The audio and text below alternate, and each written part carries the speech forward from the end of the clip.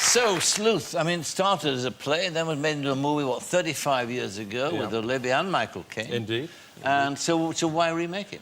The call came through and they said the script was by Harold Pinter, and I said, oh, Harold Pinter, the Nobel Prize-winning playwright who's probably the most performed playwright of the 20th century and something of a genius, and it's Michael Caine, the multi-Oscar-winning actor who I admire unreservedly, and it's Jude Law, brilliant young actor like my friend here. Let me think about it. It was a really quick yes, actually. Were you nervous about directing Caine and also, I mean, working with Harold Pinter? Only about 150%. I mean, it was great to have Harold in the room. I'm not used to having people actually in the room. You know, you try and get hold of Mozart or Shakespeare for a rewrite, and they're nowhere to be found. You leave messages, they never call, they never write. So to actually have somebody in the room, you know, was fantastic, and he was surprising. The impression is of a... I don't know if you've seen him, he's a wonderfully sort of handsome, dark, saturnine fellow. He's very intense. He does you the compliment of listening.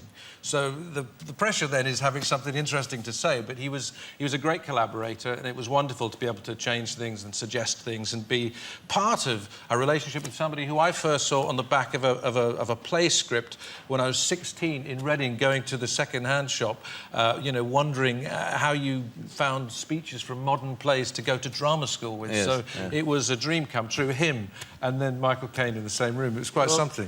I saw a quote of yours where you said that he's a great old-fashioned screen star. That's what he is. I mean, how do you define that? What do you mean by that? Well, he has the great capacity to do nothing. There is what I would call, I think, speaking immodestly, but it's on his behalf, there is a wonderful screen moment in the movie where, after a very dramatic piece of action, we hold a close-up for 24 seconds of Michael Caine, very tight, in profile.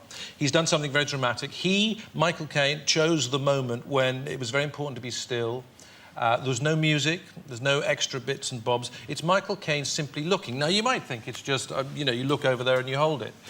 It's not quite as simple as that, and what you get is a sense of the experience of, I don't know, 100, 110 movies brought to bear on a perfectly judged moment in the drama where the landscape of the film, for a moment, for 24 moments, actually, is Michael Caine's face, his capacity to analyse, his intelligence, his compassion, his, you know, possibilities for suggesting mystery. I found it absolutely riveting. In fact, I've been trying to copy him ever since. I did a picture just recently. I thought, I'll try and do it like Michael did it. Stillness and an understanding of what concentration for that machine is. That isn't actually acting, because what he does is being, it's behaviour. He produces behaviour. Yeah, it's interesting, because I know the moment you speak of, and you're studying the landscape of his face. Yeah. There's like shadows going on, but there's not. And that's exactly it, isn't it? It's quite that mystery. It is mystery, and you don't know what it is, except you know it when you see it. And, you know, it can be fairly intimidating. There was a moment, I remember, when he and Jude Law, Jude is doing a wonderful job in the picture, and they have a scene together, and it's a tight two-shot, so their heads are like this. And we've been shooting for a bit, and, you know, it's a very funny picture, it's very sort of thrilling, it does all its job as a thriller and everything, but they have a very intense moment, so there are the two faces, and you know, it was one of those moments thinking, Christ, Jude Law, Michael Caine, these two great British actors, and we start the scene, and then Jude dries, which is highly unusual. He'd been very, very sort of on top of this great pro. The two of them had known it, you know, backwards for a long time. And, you know, the way it goes, and I took him to one side. I said, cut, took him to one side. And I said, are you all right? He said, oh, I'm not really. I thought, oh, Christ, we're in a bit of trouble here. I said, what is it? He said, I just realised that I was in a two-shot with Michael Caine. I said, but you've been in two shots with Michael Caine all the way through the film. He said, no, but it just hit me. It just hit me. I said, I don't know what to do. What was going through your head at that time? He said, I can't tell you. I said, go on, tell me. I said, I'll tell you what was going through my head. I looked at him, I was this far from his face, and all I could think of was, you were only supposed to blow the bloody doors off!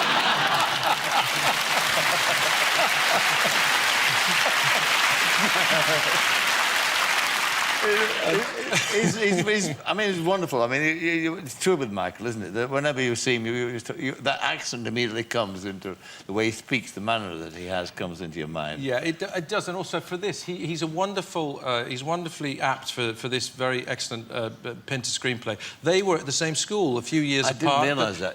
Both East End lads. He knows that milieu. He's a bit. I mean, mind you, he feels he could have done perhaps a bit more of it. You know, because he said, "I was in Harold's first play. Yeah, he loved me in that. I loved being in it. And I was so thrilled to get the second job. 50 years later. And the I tell you what, you know, I'm so sorry, it's a terrible impersonation of Michael. You do, Mike. Go on, you do, Mike. Go on, you do. Do one line of my name is Michael Caine. Go on. My name is Michael Caine.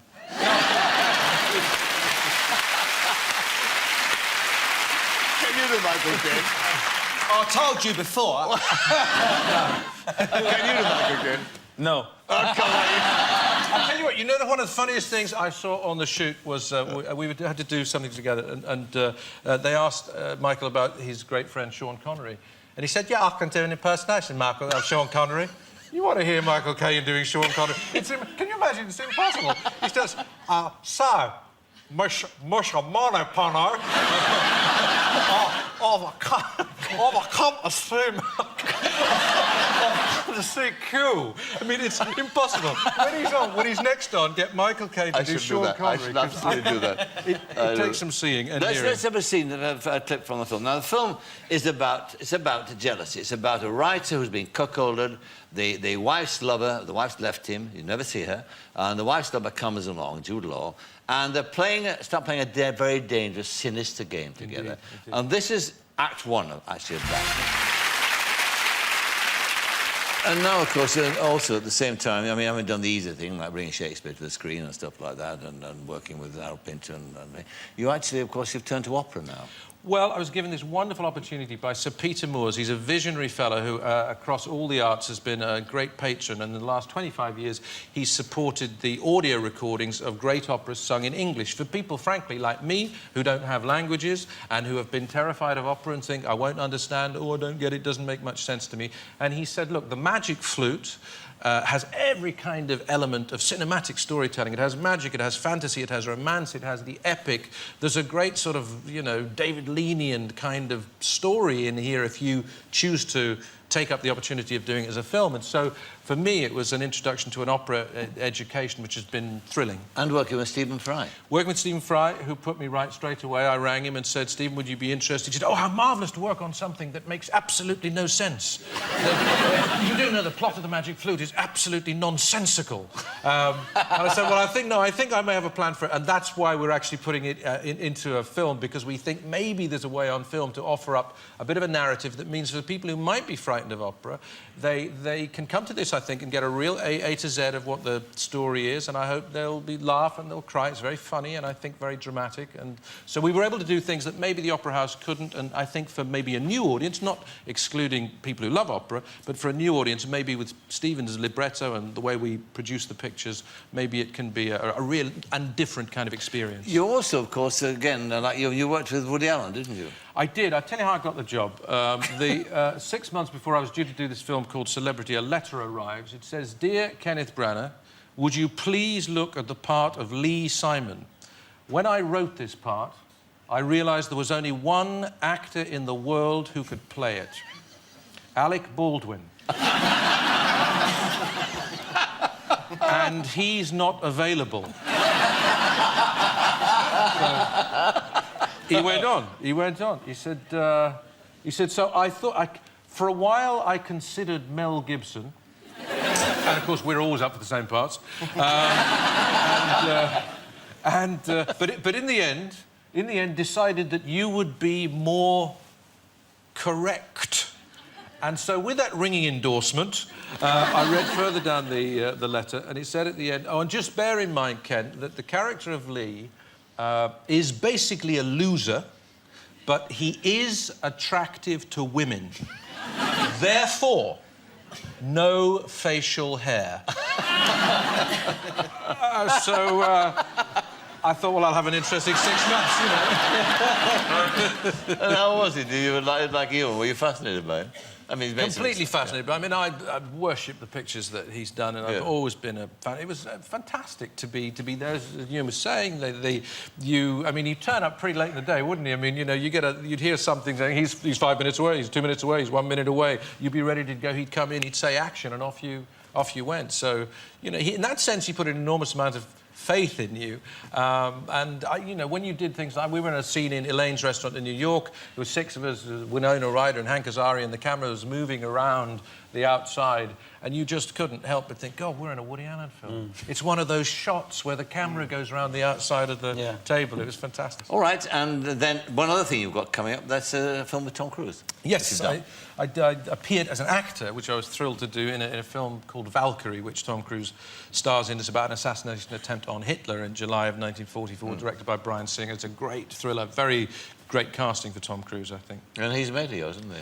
I've known him for 15 years. It sounds strange, but we haven't worked together. But I was doing Frankenstein, he was doing Interview with the Vampire, and we got to know each other. And my experience of him is doing entirely normal things. Yeah. I've been down the pub lots of times with Tom Cruise. It sounds a daft thing to say, but he likes to do. He does. I swear to God, he rang. I remember him ringing up and saying, "Do you want to go for a pint?" And I'm sort of put the phone. Tom Cruise wants to. He said... But what happens when you walk in the pub? Well, I'll tell you what happens first is he says, do you mind picking me up? I haven't got a car. Oh, fine. So now I'm thinking, Christ, the insurance, I've got Tom Cruise in the car. But you pull up the traffic lights, and he's there, and it's all about cars. So he's also, he's a bit of a car bore, to be perfectly honest. Oh, you want to get the electric scene too on this, Ken? Yeah, and all the rust, just underneath the axle there, you want to see? Fine, thanks, Tom.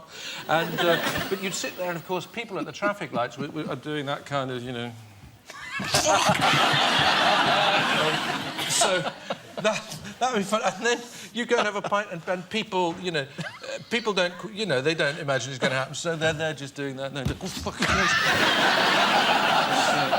I must be drunk, this OK, so when is Sleuth out? Next week, is it? November 23rd. Sleuth is all over the country. Right. And the following November 30th, the very following week, Magic Flute, also all over the country. So please... It's going to general release? Yes, it is. Excellent. Yes, which I'm thrilled about. Yeah. So I hope people take a punt on it. I'm very, very proud of them both. Kenneth Branagh, thank you very much indeed. Kenneth Branagh. Thanks.